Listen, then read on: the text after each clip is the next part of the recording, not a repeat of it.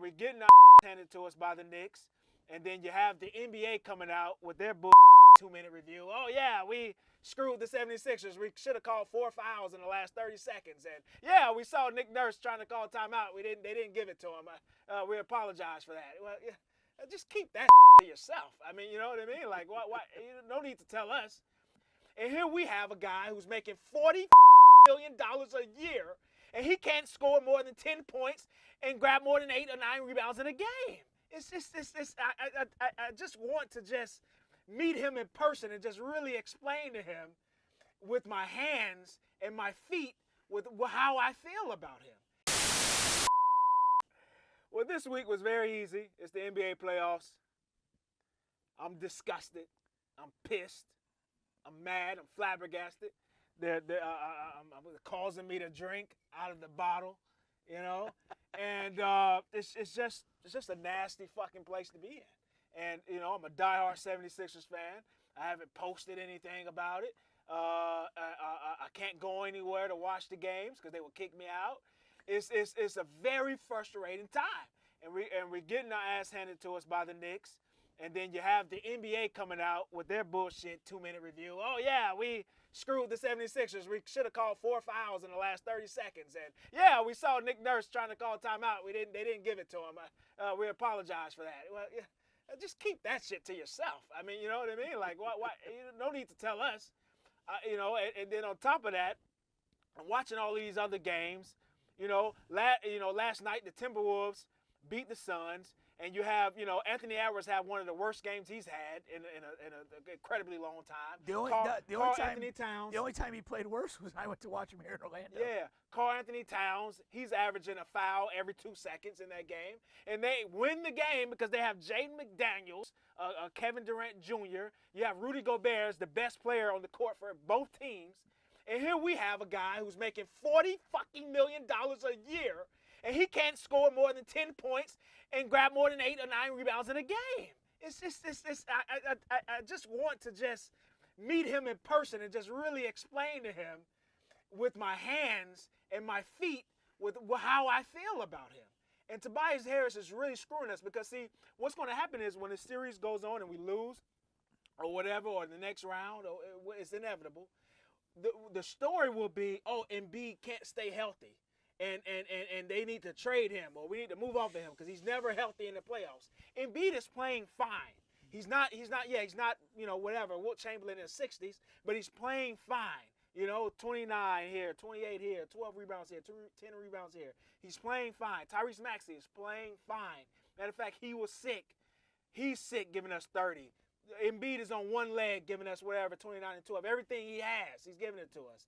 And there's not another soul on this team that's giving us anything that we can fucking utilize. And it's so sick to see all these other teams, with their second, third, fourth, fifth stars or players on the team,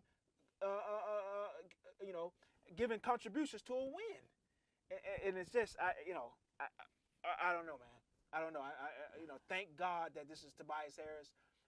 Last year, I'm watching a show. I kind of mentioned it two weeks ago. It's called The Chosen. Basically, it's the following Jesus' life from when he was a child till he was an adult, and he's teaching his disciples how to pray.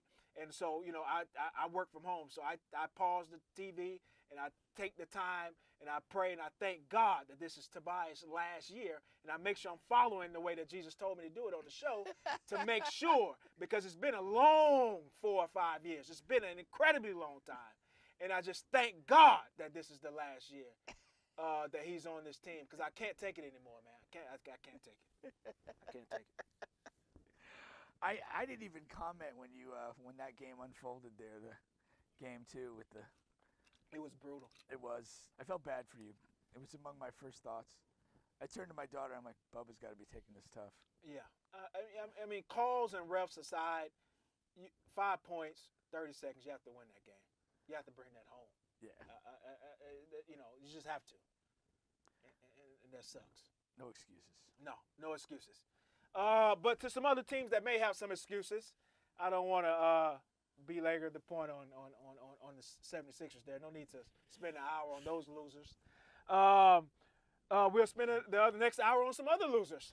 And Kevin Durant and the Phoenix Suns, they're battling the Timberwolves. And, I wanted to take this. We talked about Kevin Durant in the past.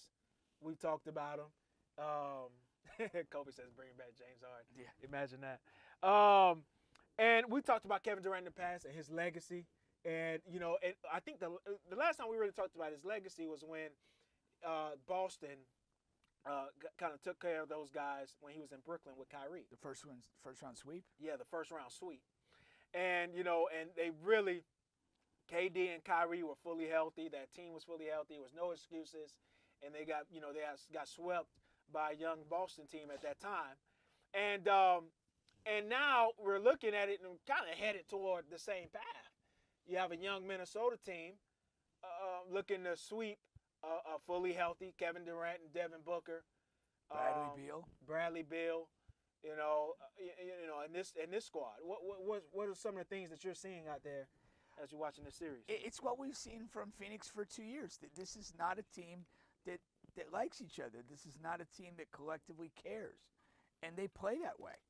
They're not without talent, but there's no cohesiveness. There's no character to the way they play basketball. They are an easy pickings for a team to beat. And this is, to me, and it always has been obvious, the shortfall of Kevin Durant. He is not a leader. He's a hooper, and there's a difference. And if he kind of goes out there and does his thing, he's happy with that. He's satisfied. He doesn't crave more. And that's, to me, that's his legacy. He'll be remembered as a great hooper, a great offensive weapon, but not a true winner. Not a guy that was able to do, just really like it's leading and it's playing like a warrior. And I don't mean that literally, but it's like, it's when you watch, I mean, he gets his points, but do you feel like he gives a shit about the outcome when you're watching it? Not as I'm watching, but I do think he cares. You know what I think? History is going to remember Kevin Durant being a much better player than Carmelo Anthony, but they're the same guy. They're the same guy. You put Carmelo Anthony on those Golden State Warriors teams, they're coming away with the championship just like they did with Kevin Durant. There's no difference. And he's an elite scorer. They both are elite scorers, and that's all they have to contribute to the game.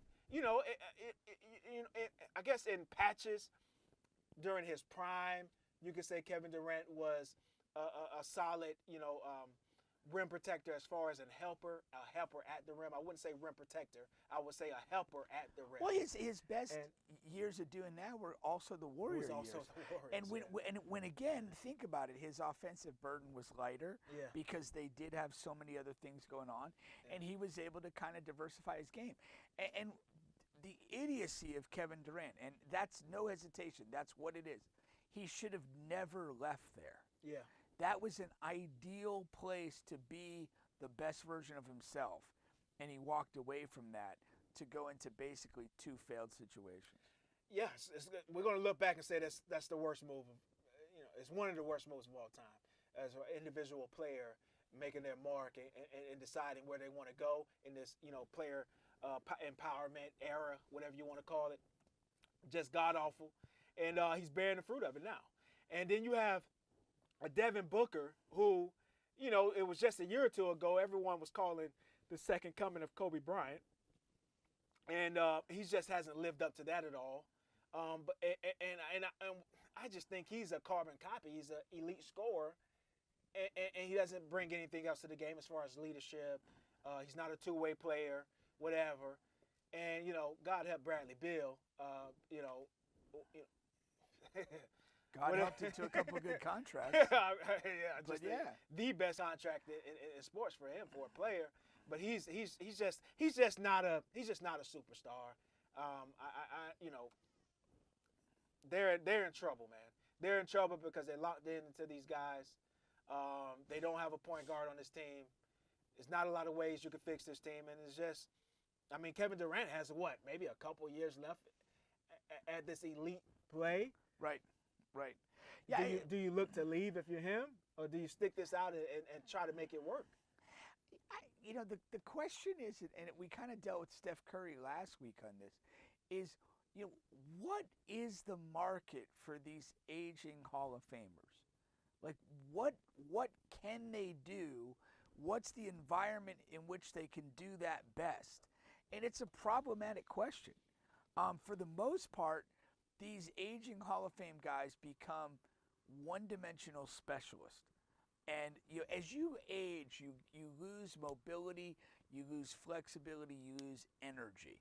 And all that is like, that all impacts two-way play the most. And what you see, like the guys that survive best, survive individually by focusing on very specific but impactful things they could do in a game. Yeah. And they do those things exclusively. But for that to work at a championship level, you've got to have a roster that accommodates that superstar's deficiencies. And LeBron suffers from it. KD suffers from it. Steph's in that place. Michael Jordan in the last years became a low block specialist. And that was like the majority of his points. He wasn't doing all the shit he did in the early phase of his career. And I'm talking about 96 to 98, not the Wizards years. And, he had locked in offensively and knew exactly what he could do and was hyper efficient in doing that. But he had to pick his spots in the other aspects of the game. Yeah. But they had Pippen, they had Rodman, they had other pieces that were basically put together around that. And, pairing aging Kevin Durant with a one-dimensional specialty with two other offensive specialists is not the answer. Well, and that's the thing about fans, right? Because people want to see, LeBron should go to Golden State and then Durant should go. You don't want to put 2, 3, 4 aging guys on the same team. Like, that's not helping you. I would have loved to see LeBron and Curry, whatever, 10 years ago. But, it's not going to look the same right now. Yeah. It's just not. You're not going to be able to compete for a championship just because you put those two guys together. Same thing with Durant. Durant, I do believe when Durant made the decision, and I know he was technically traded to the Suns or whatever, but he had a heavy hand in that into moving over there. And there was an opportunity to go to Golden State, and he wanted no parts of that. I thought that was a mistake the second time around. Yeah. I think you should have embraced that, went back, but whatever. But again, I know it's Devin Booker over there, but I think you should have went back to Golden State. But now I think that bridge is done. Even though Golden State still has a need at that particular position and can use someone of his skill set, I still think that boat has passed to where they could compete for a Golden championship. State, their time is passed as a team. Anyway. And Kevin Durant's not going to paper that over. I don't think he can. No, he can't. Yeah. I'm telling you he can't. Because he has the same issues that all those aging guys do. Yeah. That is not the answer. It just is not a functional way to do this. Yeah. And people got to get away from this. I mean, we've seen this fail so many times. We saw the Karl Malone and Gary Payton to the Kobe Shaq Lakers. Yeah. It didn't work. Karl Malone got hurt down the stretch, wasn't available. They lose the final. You saw the Kobe, Steve Nash, Dwight Howard group. Dudes past their prime. It does not work. What about the Cavs group with the old D Wade, Isaiah Thomas thing? Oh, that was fucking doesn't even count. That was like the corpse of Dwayne Wade and injured Isaiah Thomas. I wouldn't even put it in that category. But you cannot stack together. Yeah, I mean, we play fantasy football. Like, every year somebody will draft a roster that was great 3 years ago. Yeah. But it's not a great roster anymore. Yeah. And that's how quickly this stuff changes. It does, man. And I mean, and again, you see the thing today that if the Denver Lakers series goes the way it's going, and the T-Wolves Suns will have the first time in forever that you don't have even conference semifinals involving Steph, LeBron, or KD. But guess what, people? It's okay. Yeah. Because we have Anthony Edwards, because we have other guys that are stepping up and playing at a high level and are worth watching. And still making the game exciting. Yeah. I mean, it's just in different ways. Exactly. And Wemby's on the way. It's okay to let go of the past. Yeah. It's okay.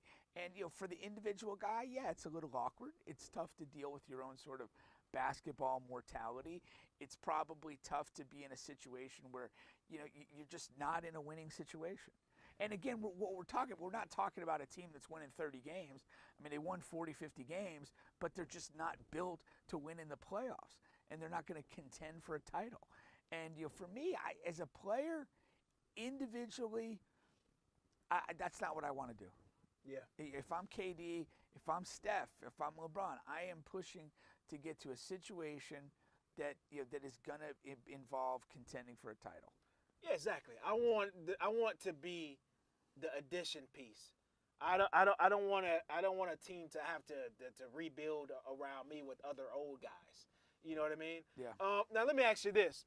Okay, moving past the Suns and Timberwolves,